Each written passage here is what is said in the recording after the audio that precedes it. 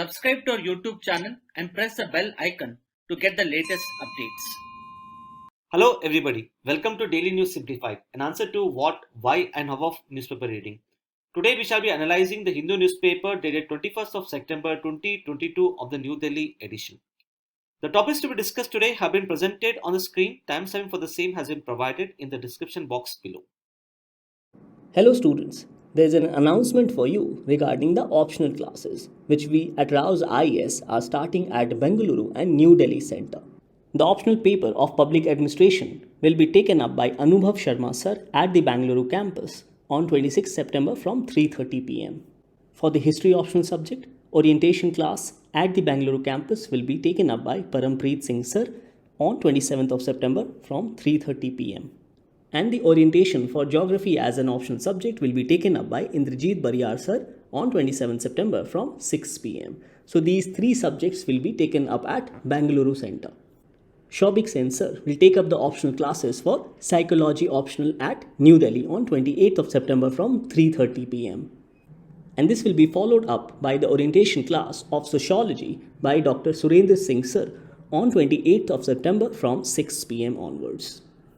On 29 September, the orientation class will be taken up for PSIR optional by Rahul Puri sir from 3:30 pm. Whereas on the same day, that is on 29 September from 6 pm onwards, orientation classes for the history optional will be taken up by Kritika ma'am and Mathimaran Raju sir. Next, on 30th of September, the orientation class for public administration will be taken up by Dr. V.K. Kaushik sir from 3:30 pm, which will be followed up by the orientation class for geography optional at New Delhi campus from 6 pm on 30th of September by Vineet Thaplu sir. Now these orientation classes will be conducted both online and also in the offline mode. And these classes you can interact with your teachers about the optional subjects, the nature of questions asked, and also the syllabus provided by UPSC. Now this particular article appears on page number 14. The article is titled as Fintech Firms Must Look at the Underserved Segments, Finance Minister. This article shall be important from the perspective of GS Paper 3 Indian Economy. See, recently the Global Fintech Festival was organized in Mumbai by National Payment Corporation of India and the Payment Council of India. In this particular festival, both the RBI Governor and Finance Minister delivered speeches. Both Finance Minister as well as RBI Governor have highlighted the scope and significance of the fintech sector for the Indian economy. Hence, as far as the UPSC mains examination is concerned, one should be aware about various aspects of fintech sector, that is its meaning, some examples, the factors which have led to the development of fintech sector, the present status and benefit, and what more should be done in order to reap the benefits associated with the fintech sector. So based upon the discussion of all of these aspects of the fintech sector, a mains question for the practice here could be enumerate the reasons for the rapid growth of the fintech sector in India. Also suggest certain measures to optimally harness the fintech sector for the growth of Indian economy. So let us start our discussion with respect to the very meaning of the fintech sector. Now if you look at the word fintech, it is basically a combination of two words, that is finance and technology. So in a way, the fintech would mean that we are using technology such as information and communication technology, artificial intelligence, big data, etc. in order to provide various kinds of financial services to the people. And when we say financial services, you must understand that the financial services here as such is not just limited to facilitating the payments. Rather, here the financial services may include services such as banking, insurance, facilitating investment in shares, bonds, mutual funds, and so on. So in order to better understand the meaning of fintech sector, I have incorporated different examples here. So depending upon the type of services offered by the fintech companies, I have broadly categorized the fintech companies into different types.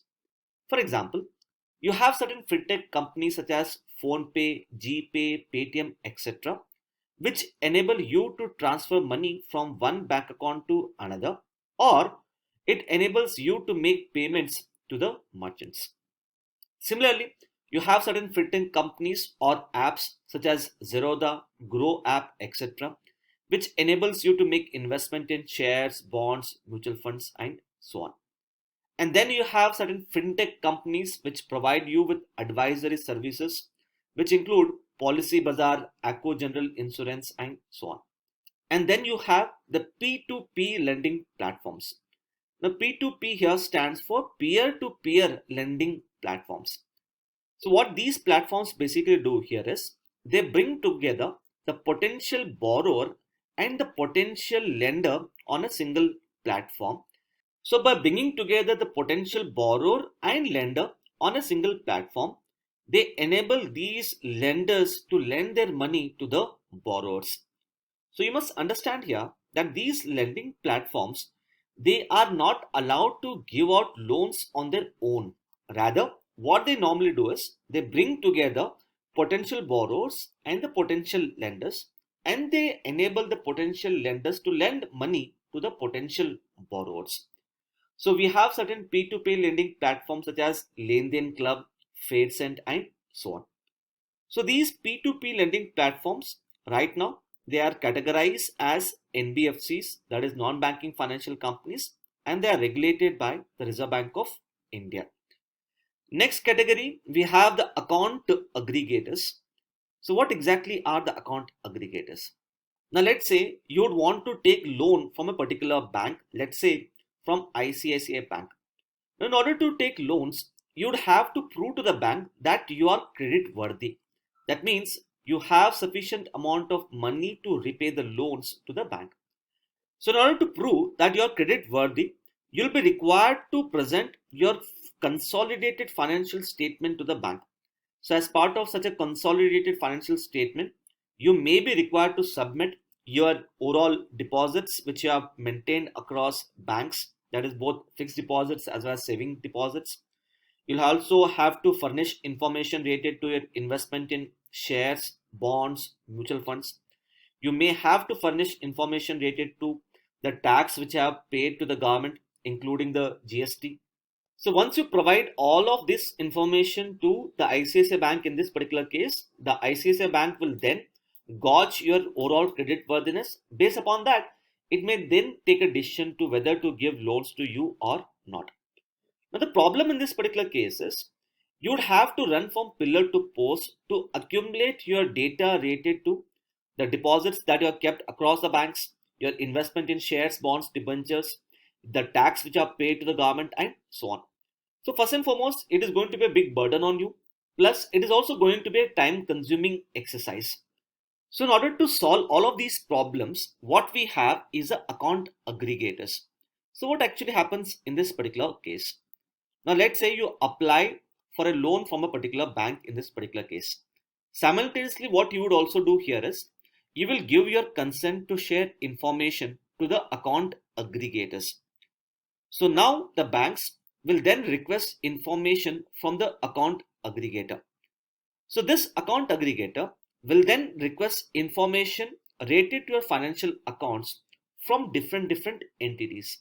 For example, this account aggregator will request information related to your deposits in different banks. From all of these banks, it will get the information related to how much money you have kept in the form of fixed deposits, savings deposits, and so on. It will also get information related to your mutual funds, your investment in shares, bonds, and so on. It will also get information related to how much tax you have paid to the government and so on. So all of this information is then aggregated by the account aggregator and then shared with the banks. So here, as such, you are not required to aggregate the financial information. You just have to give your consent to the account aggregator, who then on your behalf will compile and aggregate all of your financial information. So as you can see here, it will help the banks to know the credit worthiness of the person more easily. So accordingly, we'll be able to reduce the time and cost in giving loans. It will also help the banks to extend collateral-free loans to the MSMEs based upon the cash flows. Now, this is quite important because normally, let's say if MSMEs would have to take loans from the banks, then the MSMEs would have to keep collateral. But we know that most of the MSMEs do not have collateral to keep with the banks, and hence they're not being able to avail the loans. Now, through this account aggregator framework, the banks will have a clear-cut idea as to how much tax they have paid to the government, how much is their annual turnover. They'll also get information related to their existing tenders to supply for the goods and services. So based upon all of this information, the banks can decide to provide for collateral-free loans just depending upon the cash flows. For example, if banks have an information about the existing tender which the MSME is required to fulfill. Now let's say the MSME is going to sell certain goods and services after 2 months. So once it sells these goods and services, the MSME is going to get cash after 2 months. So this is a future cash inflow which the MSME is going to get after 2 months. So based upon this particular information which the banks get to know, the banks can then decide to extend the collateral free loans to the MSME sector. Now, all of these aspects related to the account aggregators is quite important because recently a group of banks as well as fintech companies have come together to set up the account aggregator framework. That is why this topic becomes quite important. So now coming to the important growth drivers for the fintech sector. So as you can see here, there are a number of factors which have led to the growth of the fintech sector, which include the increase in internet penetration, wherein as of now we have almost around 80 crore broadband connections. Second one is India has seen rapid growth of unicorns. The unicorns are basically those startup companies whose valuation is more than $1 billion. So we have seen a rapid growth of unicorns. In particular, last year we had seen the emergence of 40 unicorns, and these unicorns as such have adopted technology in order to provide for various financial services. Further, the other reasons include increase in smartphones, younger population, launch of payment apps such as UPI, improvement in financial inclusion, wherein according to World Bank's Global Fintech database, as of now, 78% of adults in India have bank accounts. And last and most important is the regulatory support which is provided by the RBI. For example, the RBI has set up a separate department for the fintech sector, that is the fintech department. RBI has set up its own subsidiary known as Reserve Bank Innovation Hub in order to promote innovations in the fintech sector. RBI is set to issue its own central bank digital currency. And last and most importantly, in order to promote innovation in the fintech sector, the RBI has come up with a regulatory sandbox policy. As part of this regulatory sandbox policy, the RBI as such has been giving certain amount of leeway or regulatory relaxations to the fintech companies. So by giving such kind of leeway from regulatory relaxations, the RBI has been in turn encouraging the fintech companies to test their innovative products. So what the companies as such can do is they can test the products in a kind of pilot initiative, that is in limited part of India. They can test their products, they can understand the benefits, the challenges which they would encounter with the products, and depending upon their learnings, they can launch the products at an all India level. So such kind of regulatory leeway or relaxations has been given by the RBI in order to promote the development of the fintech sector. Now coming to the status and benefits, as you can see here, the overall fintech adoption rate in India is at 87% as compared to the global average of 64%. So the overall development of fintech sector has benefited the Indian economy in multifaceted manner. For example, it has helped us to increase the digital payments. It has promoted higher investment. It has enabled the flow of credit to agriculture sector and MSME sector. It has provided the advisory services for insurance. It has also reduced the burden on the banks. So going forward, we need to implement the recommendations of the Subhash Chandra Garg committee in order to optimally harness the potential associated with the fintech sector. So what are these recommendations? The first recommendation here is the Reserve Bank of India should give licenses for 100% digital banks in India. So 100% digital banks would mean those banks which would be able to provide for all the banking related services without the need to have the physical presence. This particular aspect of 100% digital banks was also recommended even by Niti Aayog as well. The second recommendation of this particular committee is to develop the regulation technology, which is also referred to as Reg Tech. So what exactly is regulation technology? See, as you can see, all of these fintech companies, they have adopted technologies such as ICT, artificial intelligence, and so on in order to deliver various financial services. So on similar lines, as part of Reg Tech, various financial regulators in India, that is regulators such as SEBI, RBI, IRDA, and so on, all of these regulators should also adopt modern and advanced technology in order to regulate the fintech sector. We would have to expedite the process of digitization of land records in order to improve the agricultural credit. So as you can see, these fintech companies can actually have a tie-up or a partnership with the banks, and through such partnership, they can actually extend credit to the farmers, for which we need to expedite the process of the digitization of land records. Nextly, apart from collateral based lending, we must also promote for cash flow based lending to MSMEs through the fintech sector. Nextly, we have to come out with a legal framework for the customer protection. We need to crack down on the illegal lending apps. So this particular aspect has already been addressed by the RBA, where RBA has recently come up with the digital lending norms. So these norms have been laid down by the RBI in order to curb illegal digital lending.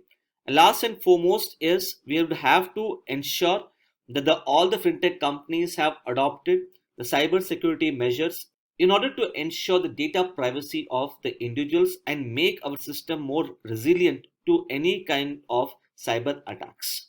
So based upon our discussion, you can try writing answer to this particular mains question for practice. Now this particular article appears on page number 14. The article is titled as RBI lifts the prompt corrective action restrictions on the Central Bank of India.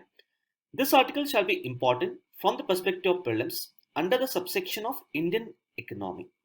See, last year, that is in the month of November 2021, the Reserve Bank of India had adopted the revised prompt corrective action framework. Hence, as far as your upcoming prelims examination is concerned, one should be aware about various aspects of the revised PCA framework. For example, what exactly is the prompt corrective action framework? Which all indicators are used by the RBI to monitor the financial health of the banks? What happens when a bank is placed under the prompt corrective action framework? What kind of restrictions does the RBI impose, and so on? Now, as you can see, in the previous year prelims also, we have seen questions related to various banking related terms. For example, in prelims 2020, we had a question related to the interest coverage ratio. And in prelims 2018, we had a question related to the capital adequacy ratio. That is why the topic of prompt corrective action framework becomes quite important. So before I start discussing the topic of prompt corrective action framework, let us first understand the relationship between the financial health of the banks and the GDP growth rate of the Indian economy. See, as you can see, there is a direct correlation between the financial health of the banks and the GDP growth. As the financial health of the banks is in good shape, that is, if the banks are able to keep their overall non-performing assets lower, if their balance sheets is in good shape, then automatically it will lead to increase in the credit creation. This will lead to increase in investment expenditure as well as consumption expenditure, leading to increase in the GDP growth rate. So as the GDP growth rate keeps on increasing, the companies which have taken loans from the banks, the overall profits of these companies would also increase. So as the profits of the companies increases, their repaying capacity also increases, leading to decrease in the non-performing assets. So if the financial health of the banks is in good shape, this can in turn promote as well as sustain a virtuous economic cycle, which is so critical for the growth and development of Indian economy. On the other hand, if the financial health of the banks is quite poor, That is, if the banks have accumulated more amount of non-performing assets and if they are not being able to maintain the capital adequacy ratio, then in that case, the banks would have to keep aside a higher part of their profits as part of the provisioning requirements. So under the provisioning requirements, banks would have to keep more amount of their profits to cover the risk arising from increase in the NPAs of the banking sector. So on one hand, the banks have accumulated more NPAs, while on the other hand, more amount of their profits is getting locked up as part of the provisioning requirements. So this would mean that the banks would have less amount of capital to give loans. So this will lead to decrease in the credit creation. So as the loans reduces, this leads to decrease in investment and consumption expenditure, leading to a slowdown in the Indian economy. So as the GDP slows down, the companies who have taken loans, they will start earning less amount of profits. And these companies as such will not be in a position to repay the loans. So such companies are normally referred to as the zombie companies. So zombie companies are those companies whose interest coverage ratio is less than 1. So if you want to understand the interest coverage ratio, it is calculated as the overall profits earned by a company in a particular year divided by the total interest obligations or the total interest that it is required to pay. So as you can see, if the interest coverage ratio is greater than 1, it means that the profits earned by the company would be higher than its interest obligations. So such a company would have higher repaying capacity. That is, it will have a higher capacity to repay the loans. On the other hand, let's say if interest coverage ratio is less than 1, in that case, the overall profits of a company would be lesser than its interest obligations, and such a company will not be able to repay the loans. So such companies whose interest coverage ratio is less than 1, they are referred to as the zombie companies. So here, if the financial health of the banks keep on deteriorating, this in turn leads to a kind of vicious cycle wherein the balance sheets of the banks keep on deteriorating, and on similar lines, even the balance sheet of the companies would also come to be dominated by higher amount of debt. So this itself we are referring it to as the twin balance sheet problem. So twin balance sheet problem means that on one hand, the balance sheets of the banks has got deteriorated, while on the other hand, the balance sheets of the companies has also got deteriorated.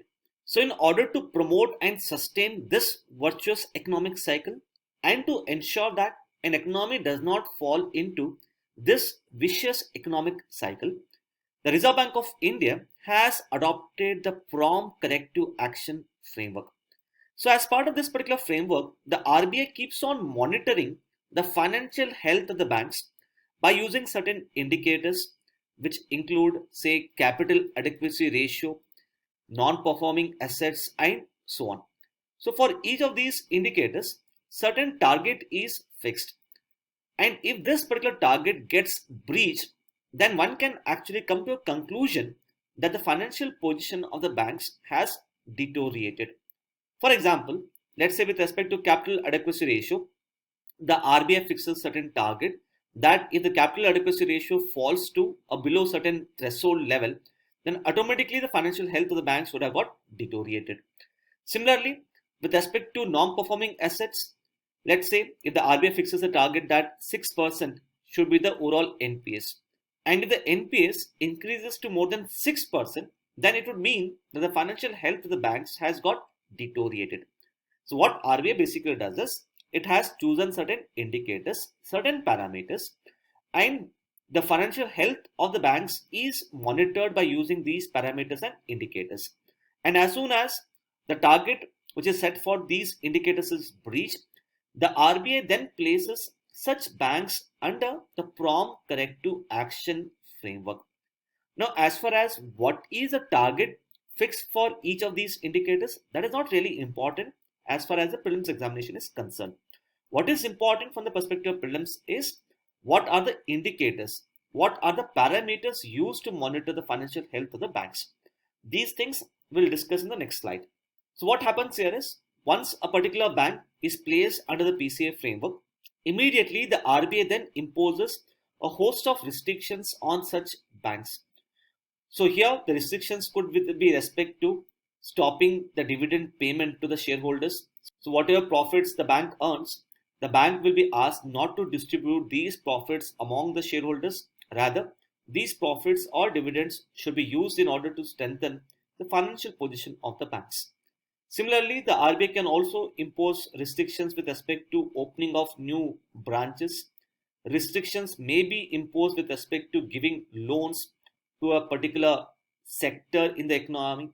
For example, if a particular bank has given more amount of loans to the infrastructure, and these loans may have turned into NPAs.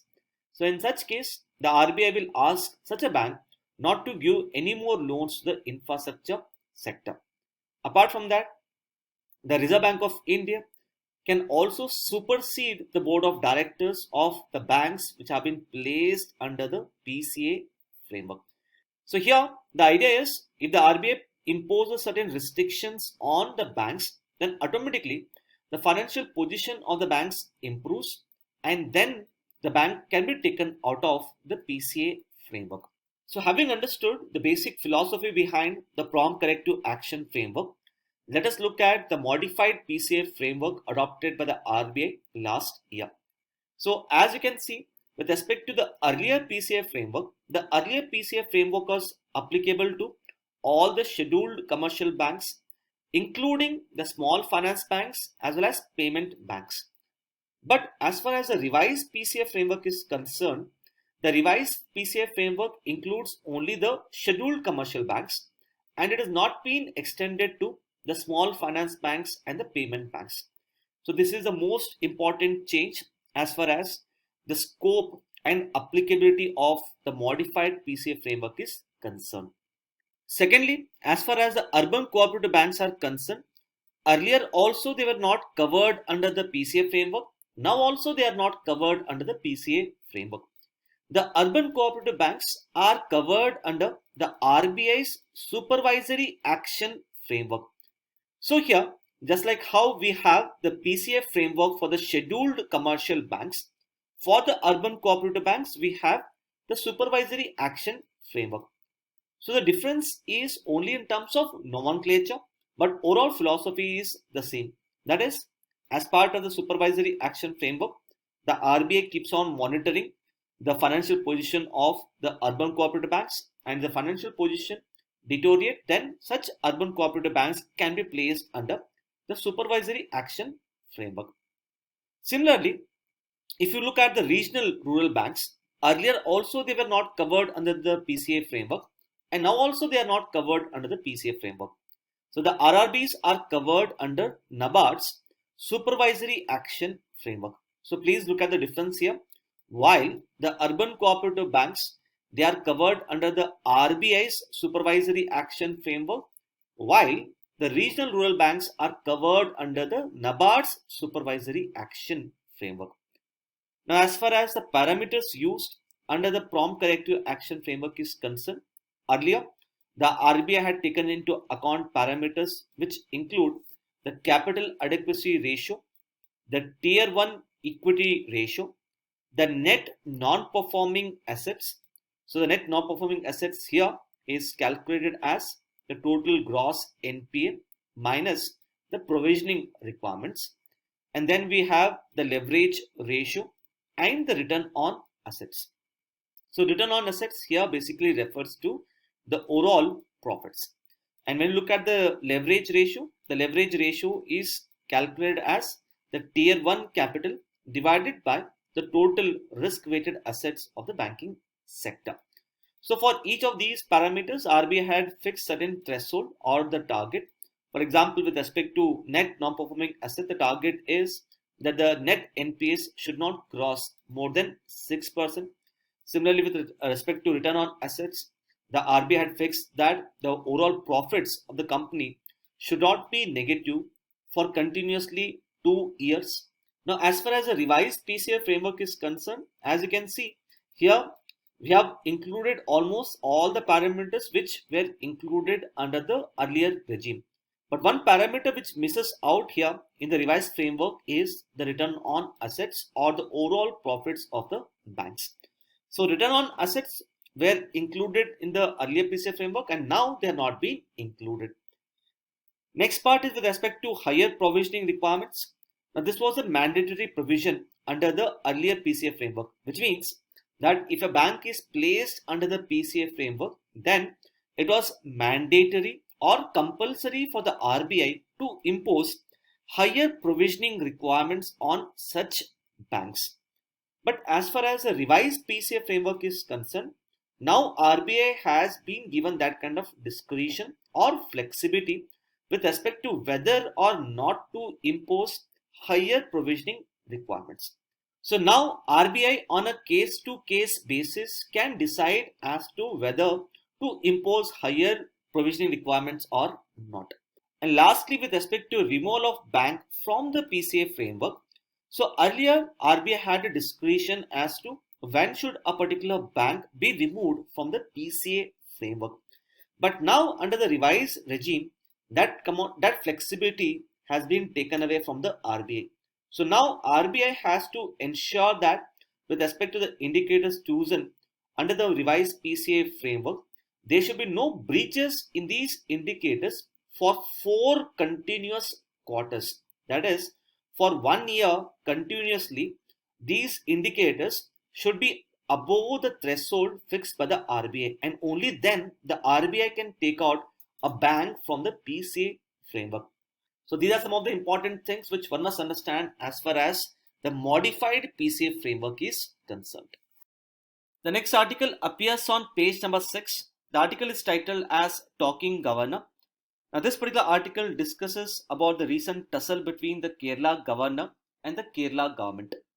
The article that we are going to discuss here becomes important from the perspective of GS paper 2, Polity and Governance.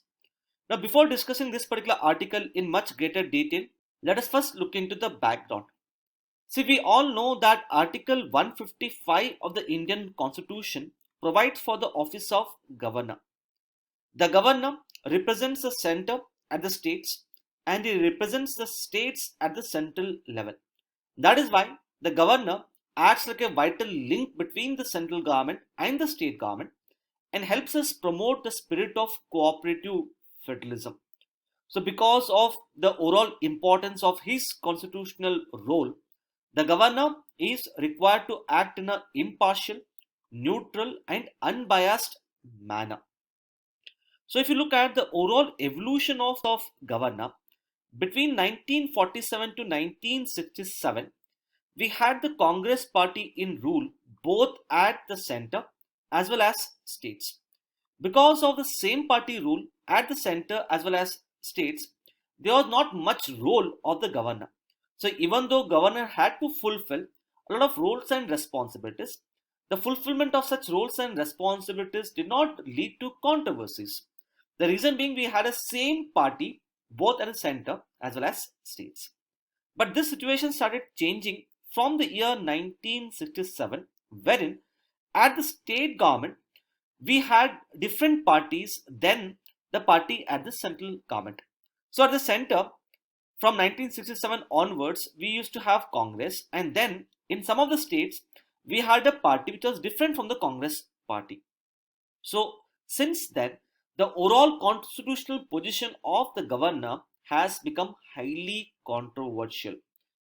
In particular, if you look at Article 163 of the Indian Constitution, it provides that the Council of Ministers headed by Chief Minister would aid and advise the governor in exercise of his functions. At the same time, Article 163 also provides that such aid and advice given by the Council of Ministers would not be applicable if the governor is using his discretionary powers. So if the governor is having certain discretionary powers, with respect to such discretionary powers, the aid and advice of the Council of Ministers would not be applicable. See, Article 163 does not provide for the instances or the cases where the governor can exercise his discretionary powers. But both Sarkaria Committee and Punchi Committee have clearly highlighted as to the cases or instances where governor can exercise his discretionary powers, which include reserving a bill passed by the state legislative assembly for the president. This happens under Article 201, recommending for the president's rule if there is a breakdown of the constitutional machinery in the state, and this happens under Article 356, and appointment of chief minister, particularly in the event of hung assembly, that is when no single party has emerged as a majority party. Now, with respect to exercise of these discretionary powers, the office of governor has become highly politicized.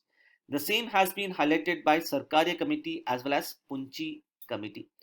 Accordingly, these committees have given certain recommendations with respect to the process of appointment and removal of governor. So as far as the UPSC mains examination is concerned, you must basically understand the recommendations of Punchi Committee as well as Sarkaria Committee. So based upon our discussion, a mains question for practice here could be, the office of governor has become controversial, leading to the center-state tensions. In this regard, discuss the reforms needed to be brought in the process of appointment and removal of governors. Constitutional provisions related to the appointment and removal of the governor. Article 153 to Article 167 of the Indian Constitution deals with the state executive, wherein the state executive comprises of the office of governor, the office of chief minister, the state council of ministers, and the advocate general of the state.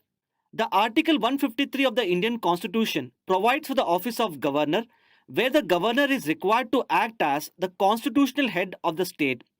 So while the governor acts as a constitutional head of the state, the chief minister of the state acts as the head of the government. It is to be noted that the governor plays a dual role, wherein he represents the center at the states and represents the state at the center. So the office of governor provides for center-state coordination so as to improve the cooperative federalism in India. Apart from that, please note that the 7th Constitutional Amendment Act provided that a same person can be appointed as governor for 2 or more states. Now, with respect to the appointment of the governor, this particular appointment of the governor is provided under Article 155 of the Indian Constitution, where the Indian Constitution provides that the governor shall be appointed by the president. More importantly, the Constitution of India has not provided for elaborate qualifications for the office of governor, wherein under the Indian Constitution, a person to be appointed as a governor of a state has to fulfill 2 criteria. These 2 criteria being, first and foremost, he has to be a citizen of India and he should be above 35 years of age. Now, apart from these constitutional provisions, some conventions have been followed with respect to the appointment of governor. The first convention being, a person appointed as governor is usually from outside the state. This is basically done in order to prevent the politicization of the office of governor and to ensure that the governor is able to fulfill his constitutionally mandated role in a neutral, apolitical, and non-partisan manner. Secondly, since the governor of the state is required to coordinate with the chief minister so as to ensure the proper functioning of the constitutional machinery of the state, another parliamentary convention that has been developed in case of India is that usually before the appointment of the governor, the chief minister of the concerned state is consulted. However, it is to be noted that these conventions have been violated in some of the cases. Now, with respect to the removal of the governor has been provided under Article 156 of the Indian Constitution. Now, even though Article 156 provides that the governor shall hold office for a term of 5 years, however, the governor can be removed before the end of his tenure since the governor occupies office during the pleasure of the president.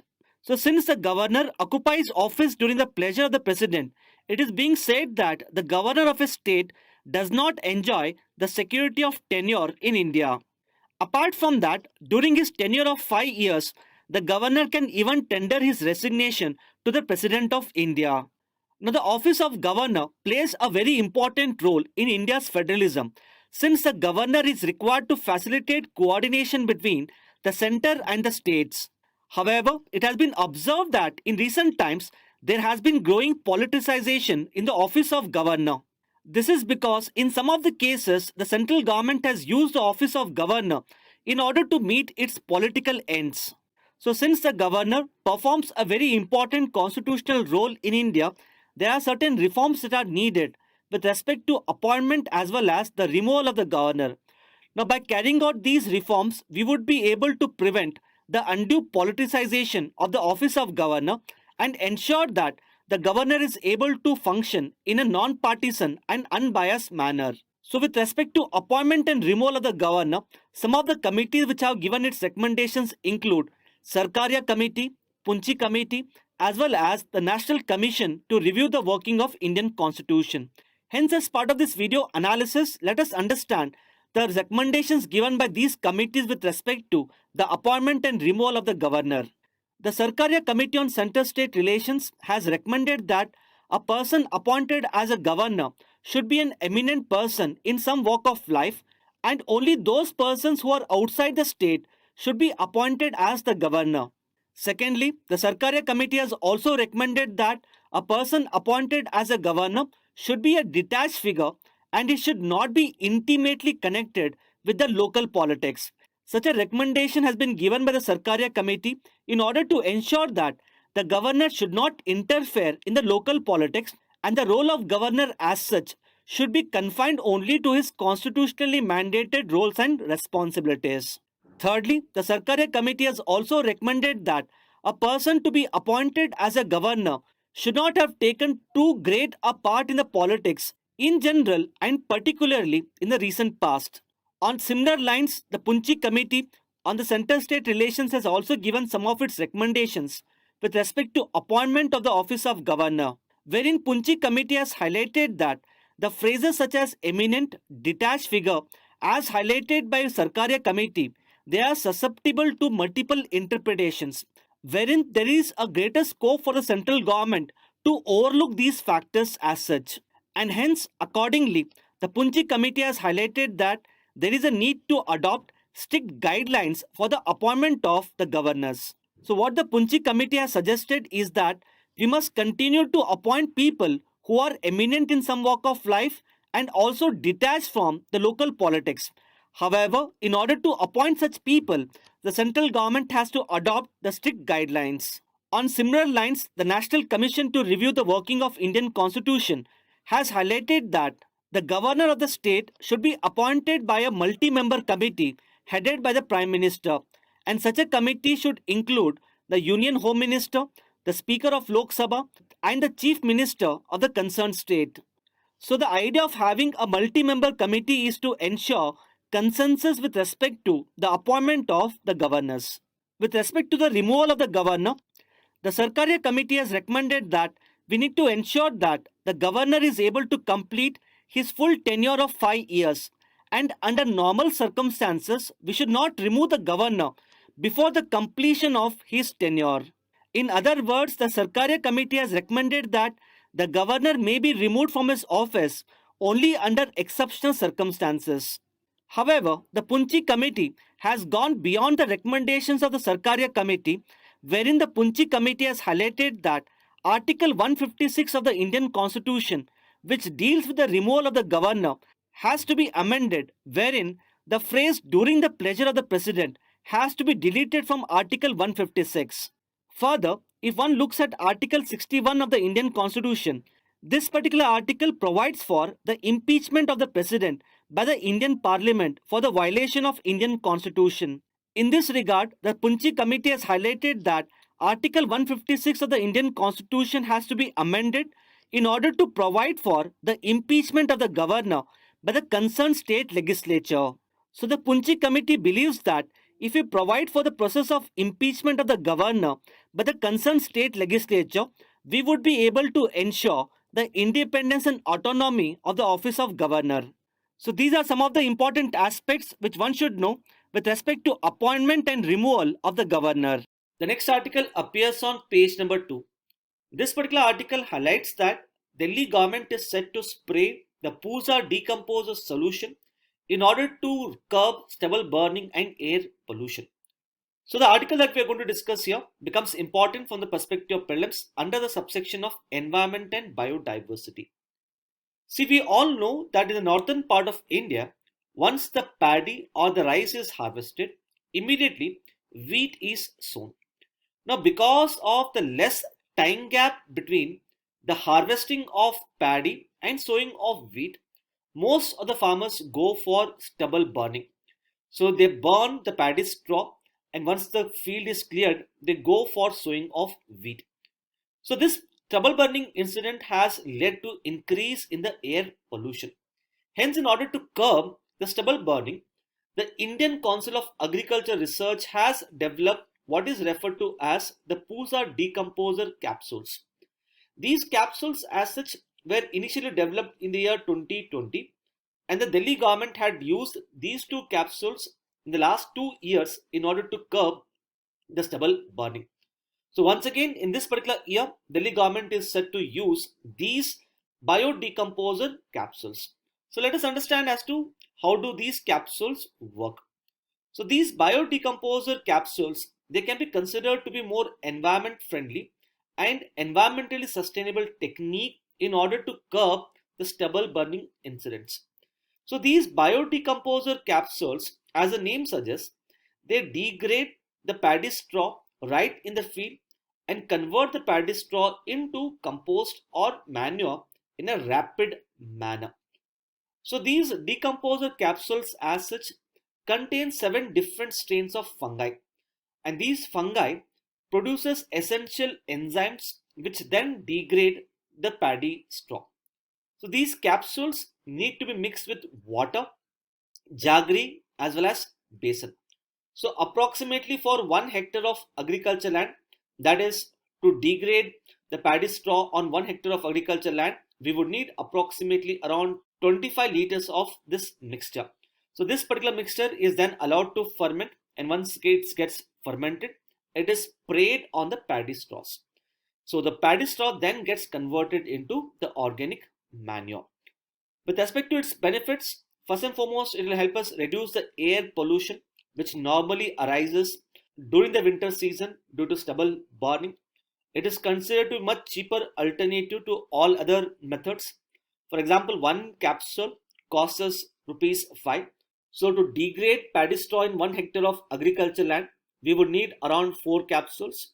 So totally a farmer has to spend just 20 rupees to degrade the paddy straw in 1 hectare of agricultural land.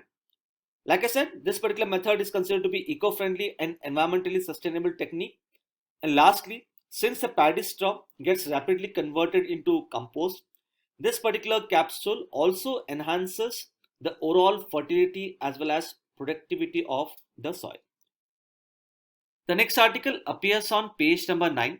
Now, this particular article discusses about the recent trends in the CPI rate of inflation in the Indian economy.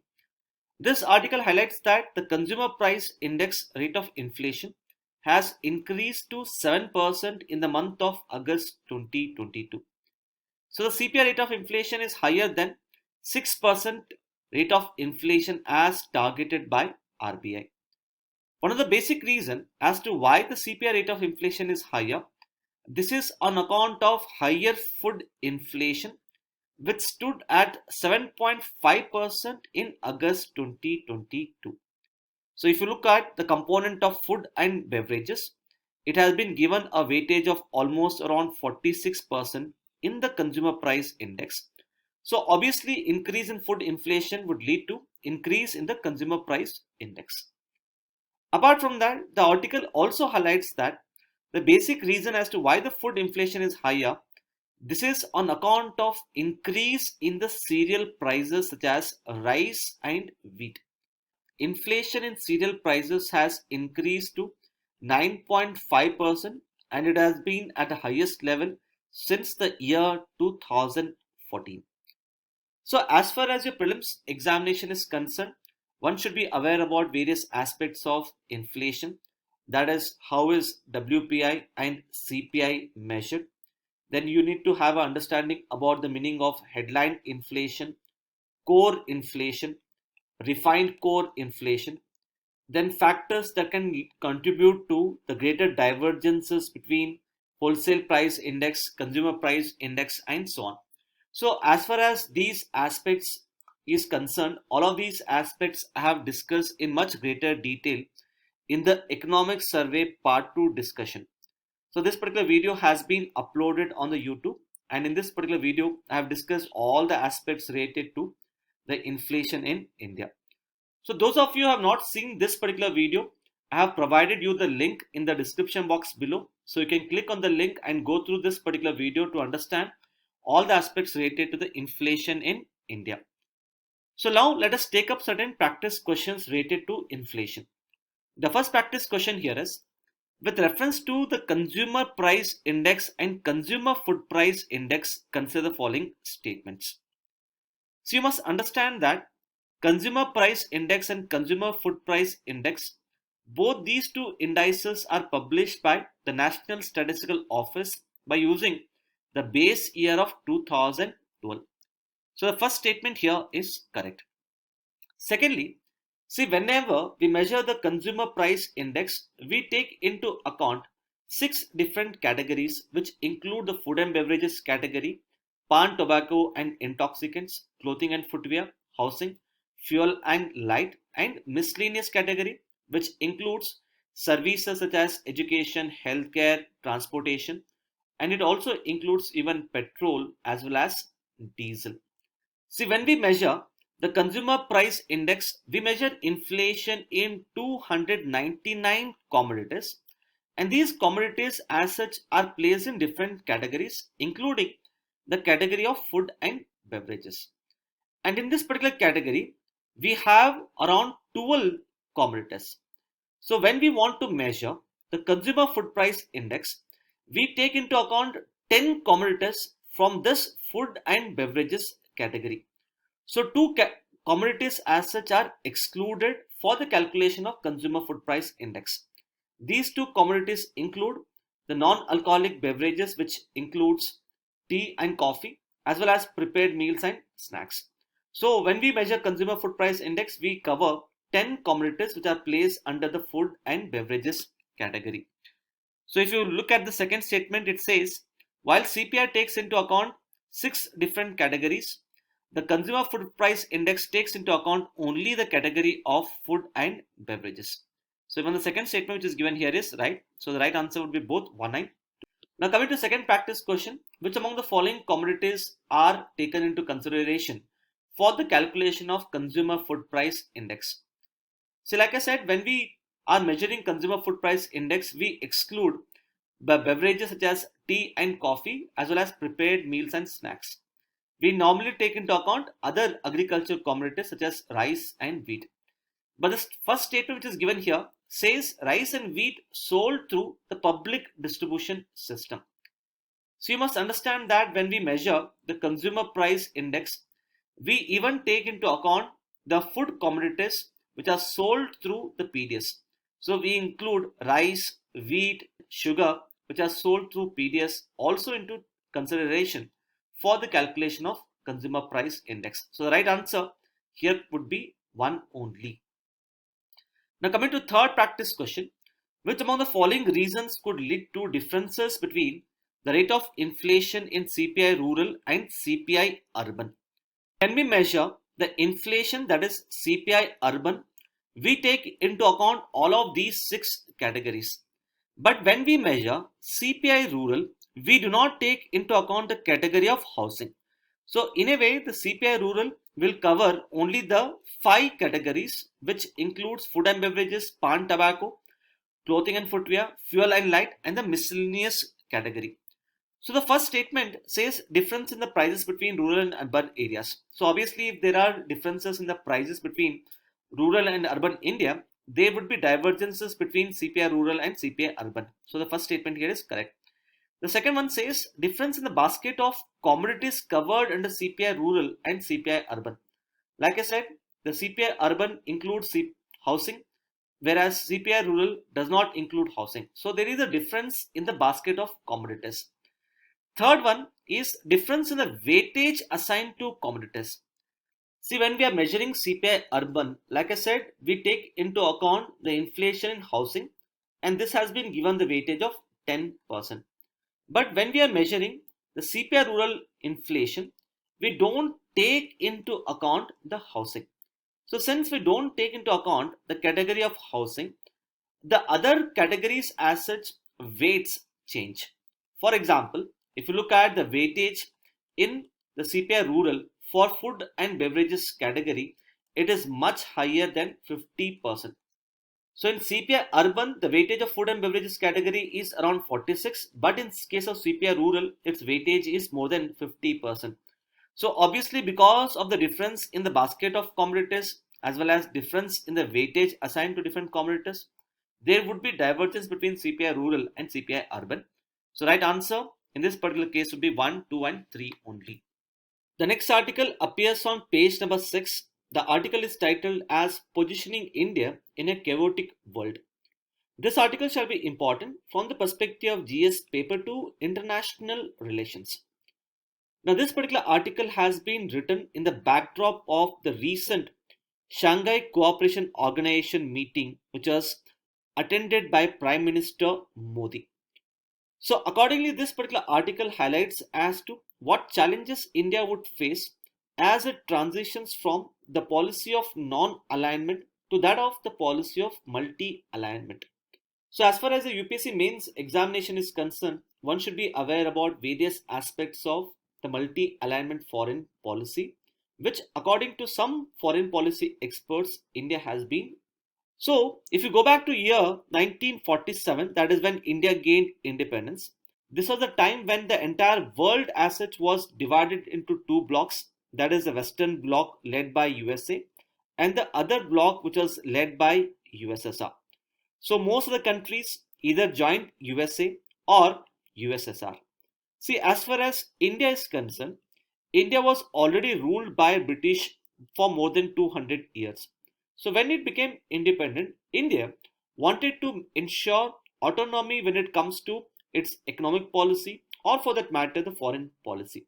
So that is why India decided not to join either USA or USSR and accordingly decided to follow a independent foreign policy. So that is why India after the year 1947 started following the policy of non-alignment. So this non-alignment policy was formulated by keeping in mind the then realities of the geopolitics, that is the realities of the bipolar world.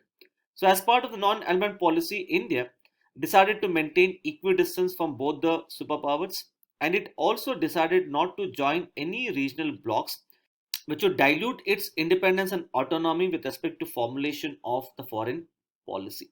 But now in the recent years, there has been a slight tilt of India's foreign policy towards multi-alignment. So this tilt towards multi-alignment is on account of the current geopolitics. See, the non-alignment policy was formulated when the world as such had got divided into two blocks. But now, if you look at the current geopolitics, most of the foreign policy experts believe that the world in future will not be dominated by a single superpower, that is USA. In future, the world geopolitics will be dominated by multiple poles, or in future, there could be multiple regional powers. So the future reality is we are slowly moving towards a multipolar world. So in a multipolar world, we cannot afford to have a equidistance from the regional powers. So we need to cultivate the relationship between the regional powers in order to protect our core interests. And at the same time, while we are pursuing our core interests, we must maintain the strategic autonomy. Now, for example, as part of such a multi-element policy, we are actually strengthening our bilateral relationship with various countries which may be on the opposite side of the spectrum.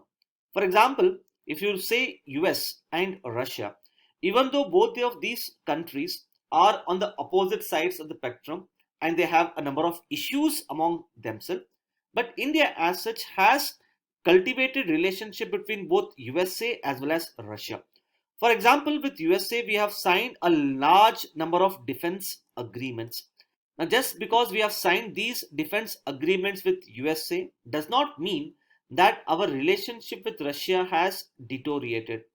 We have ensured that on one hand, we have continued to cultivate our relationship with Russia, while on the other hand, our relationship with Russia has also strengthened over a period of time. The best example happens to be the recent Russia-Ukraine conflict. See, as far as this conflict is concerned, as you know, US has been pressurizing India not to support Russia in this particular war. In fact, US had called upon India to vote against Russia at the United Nations. But if India had voted against Russia at the United Nations, then it would have clearly antagonized Russia. So what India did was, during the recent SEO meeting, Prime Minister Modi called upon Russia not to rely on war. In fact, Prime Minister Modi highlighted that this is not an era of war, rather, it is an era of diplomacy and dialogue. So, Russia should rely on diplomacy and dialogue to resolve this particular conflict rather than relying on war. So through such statements, India has clearly reached out to US, while at the same time it has ensured that it does not end up antagonizing Russia.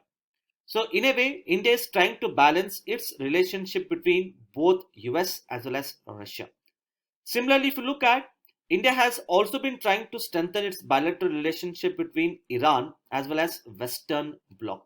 So as far as Iran is concerned, Iran is quite important for India from the perspective of the completion of Chabahar port. Iran is also important for us because from Iran we could get cheap crude oil. Even though there has been limited progress on both of these two counts, but so far India has been trying to balance the relationship between Iran as well as Western Bloc. And then India has also been trying to balance its bilateral relationship between Russia as well as Arab powers. For example, India has recently joined this initiative that is I2U2, which includes India, Israel, Russia, and USA. This will help us strengthen our relationship in the Middle East. Further, India is also part of multiple regional blocs. Some of these regional blocs may be on the opposite sides of the spectrum. For example, India is a partner in both Quad as well as SCO. Then India is also part of regional blocs such as BRICS, Indo-Pacific Economic Forum, I2U2, and so on. Further, India has also focused on multiple regions. For example, it has focused on Indo-Pacific. It has focused on East Asia through the Act East policy. It has focused on Central Asia through the Connect Central Asia policy. And it has also focused on West Asia through the Act West policy. So as you can see, India has been following this multi-alignment policy, keeping in mind the contemporary geopolitics. But at the same time, we must understand that there are a number of challenges which India would encounter while following this particular policy. For example, how would India balance its relationship between US and Russia? How would it balance its relationship between Iran and Western Bloc, or for that matter, its relationship in the Quad and SU?